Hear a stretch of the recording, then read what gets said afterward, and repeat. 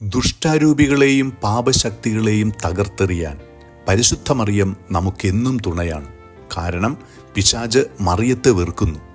അവളോട് അടുത്തു നിൽക്കുന്നവരിൽ നിന്ന് അത് ഓടിമറയുന്നു. ഇറ്റാലിയൻ ഭൂതോച്ചാടകനായ ഫാദർ സാന്തേ ബബോലിൻ പറയുന്നു, ഞാൻ പരിശുദ്ധ മറിയത്തെ ആവർത്തിച്ച് വിളിക്കുമ്പോൾ അത് പിശാചിന് താങ്ങാനാവുന്നില്ല.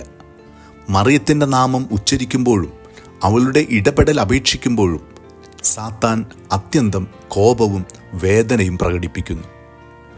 ഒരു ഭൂതോച്ചാടനത്തിനിടെ സാത്താൻ ഇപ്രകാരം വിളിച്ചു പറഞ്ഞതായും അദ്ദേഹം പറയുന്നുണ്ട്, എനിക്ക് മറിയത്തെ ഇനി സഹിക്കാനാവില്ല, അവളെ ആവർത്തിച്ച് വിളിക്കുന്ന നിന്നെയും സഹിക്കാനാവില്ല. അദ്ദേഹം തുടർന്ന് പറയുന്നു, ലൂർദ്, ഫാത്തിമ, ഗ്വാദലൂപ്പ് പോലുള്ള മറിയത്തിൻ്റെ പ്രത്യക്ഷീകരണങ്ങളെ പറഞ്ഞു പ്രാർത്ഥിക്കുമ്പോൾ സാത്താൻ ഏറ്റവും കൂടുതൽ വിറകൊള്ളുന്നു.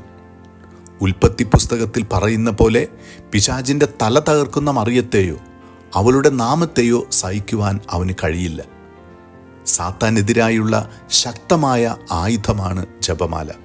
നമ്മെയും നമ്മുടെ കുടുംബങ്ങളെയും പരിശുദ്ധ മറിയത്തിൻ്റെ ജപമാലയുടെ സ്വർഗീയ സംരക്ഷണത്തിന് ഭരമേൽപ്പിക്കാം.